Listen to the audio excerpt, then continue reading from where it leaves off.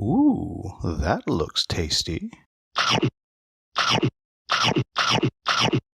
Welcome, folks. Today, the Hungry Gamer is back with another game review, and today we're talking about The Palaces of Carrara 2nd Edition, published by Game Brewer, designed by Kramer and Kiesling, with art by Franz Vohwinkel, and I do apologize if I mispronounced those names. Now, before I get started, please make sure you turn your Klingon subtitles, because if I make any mistakes in the rules overview, that's where you will find the corrections. Now, what this game is this is a Euro game in which you are building up buildings in these various cities here, and you'll have your own personal player board and you'll be building things up on that. However, to do that, you're going to be purchasing bricks from this wheel here. There's nothing on the wheel right now, with your money. And then you'll be using those bricks to purchase buildings which are going to go into your city. And let me talk about that just very, very quickly so you have an idea of how this is going to work. So what I've done here is I've just kind of seeded the wheel here a little bit. And it doesn't start like this, but this will give you the idea. And so what's going to happen is on your turn, you're going to have a choice of doing three things. You can either score, which I will explain in a minute.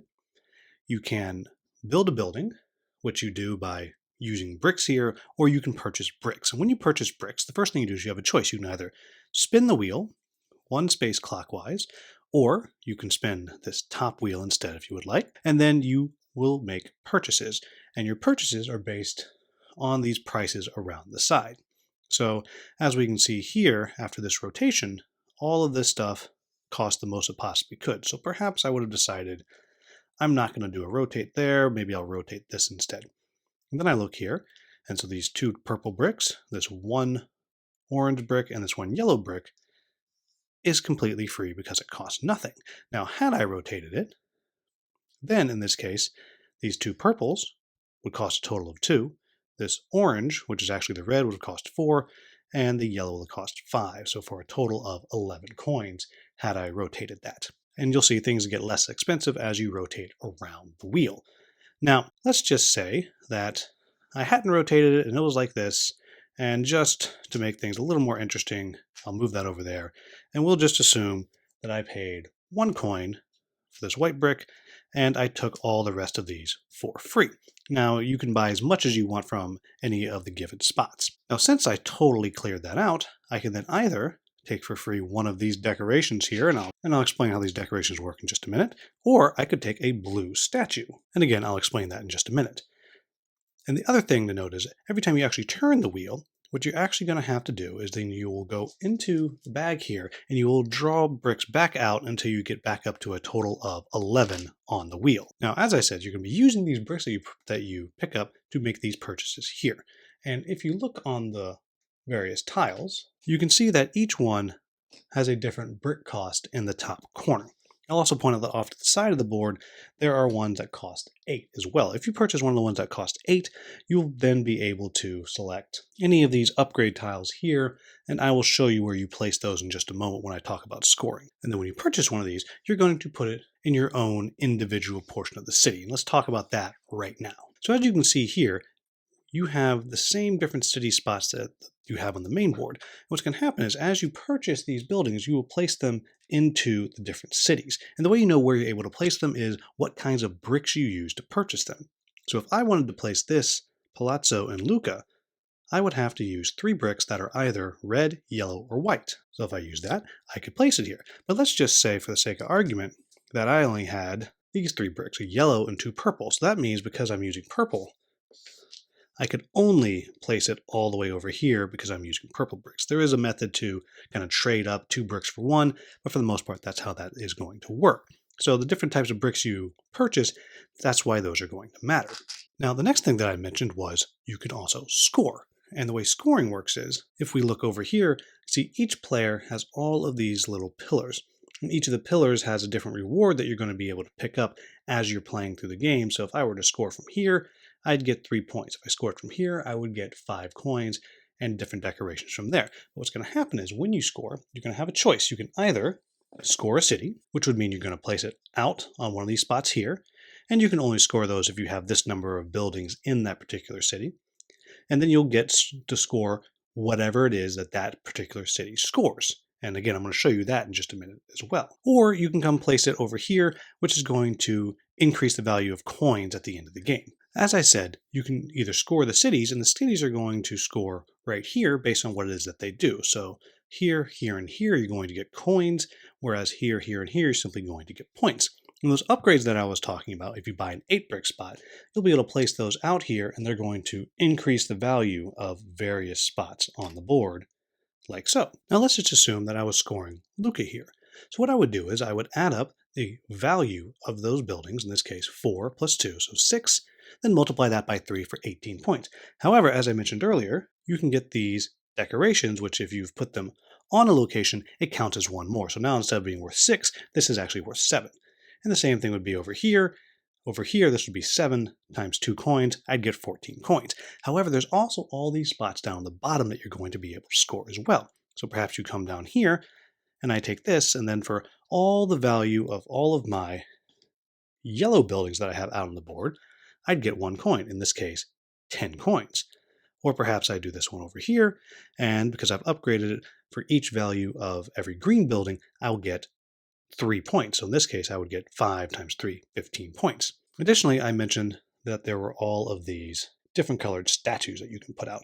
What the statues are going to do is those are going to unlock additional scoring opportunities based down here, which is going to be based on what city you're in and what city happens to have a statue in it. Well, over here, you're going to get scoring opened up based on the different types of buildings. So you might go ahead and score the piazzas here, and then every piazza that you have on the board would score based on the city that it's in. Now, the only other thing to point out is when you're doing a scoring opportunity, let's say that I scored this over here, every other player can then follow you and score as well and get this bonus. If they choose to get the bonus, then they too will have to score one of their spots, but of course they can't score this city that you already scored.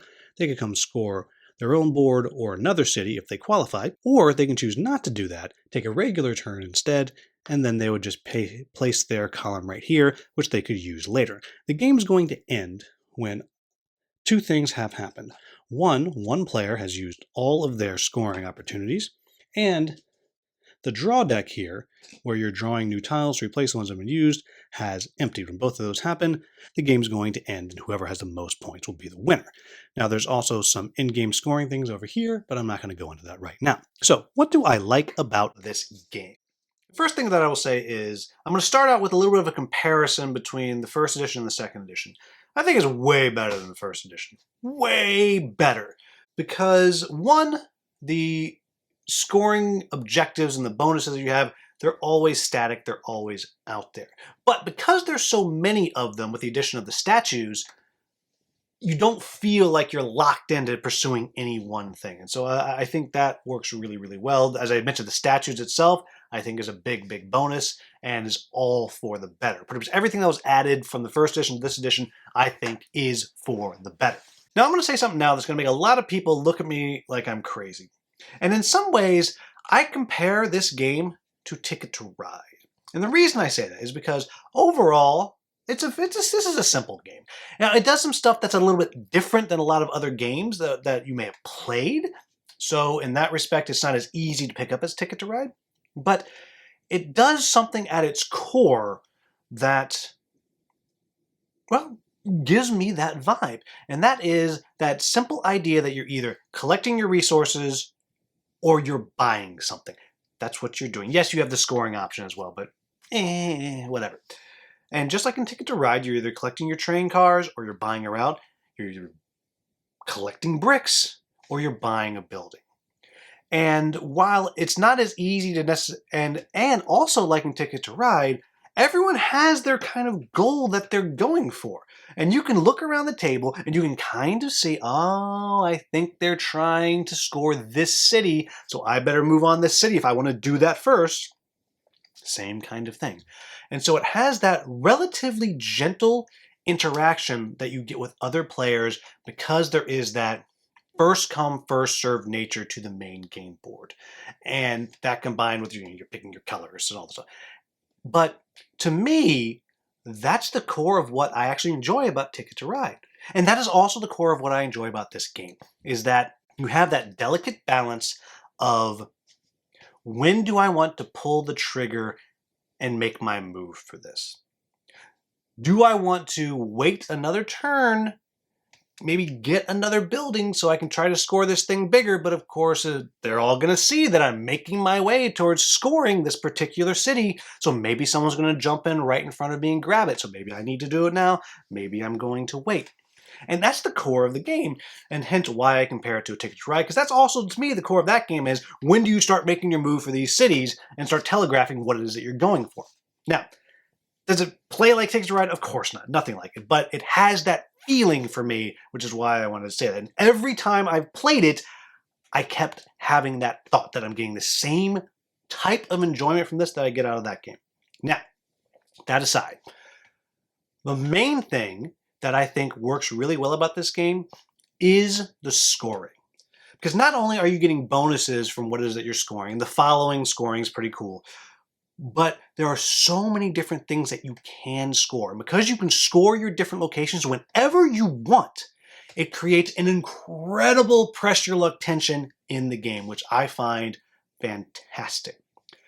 When are you going to pull it off and then maybe not score something? Just try to grab one of those in-game scoring coin positions. When are you going to pull it off so you can just get some money? Because you need some money to keep moving in the game. So maybe you're going to score a city now. Or maybe you're not going to score the city now. Maybe you just want to score one of your spots that you have on your personal player board. And all those, and you're not going to score everything. So you really have to choose what it is you're going to score and when you're going to score it. And that tension is delicious. Next thing that I like is just a little wheel. It's fun to play with, and it's fun to kind of play that market and say, well, I really don't want to pay this much for this. But if I don't pay this much for this now, I know two people around, they're definitely going to pick it up because it's going to be free when it gets around to it. And so there's something very satisfying about that. It's something very satisfying about deciding, well, maybe I just don't turn the wheel at all and pay a little more so I don't help somebody else later on. Or maybe, you know what, I really want this one thing, so I am going to turn this, just the top wheel. So when I do buy these things, I'm going to get this color statue. All of that is exceedingly satisfying and I think works really, really well as the core of the game. So what are my quibbles with the game? Well, it's dry. It's dry. That's all there is to it. It is a very dry game. And if you're looking for something, like you feel like you're an architect, this ain't it. I mean, you're moving a wheel around, you're taking bricks, you're turning money into bricks, and then you're taking tiles and putting them down, and sometimes getting points for one city, but you get money for another city. And why? I don't know. That's just how it works. And you can only use certain colors of blocks in different places. Why? I don't know. That's just what it is. And so thematically, it doesn't really work. This is a game that's about the mechanics. It's about the experience of doing the game, not about telling some kind of story. And then the other thing I'll say is the color matching is not great. The bricks look orange, the city looks red.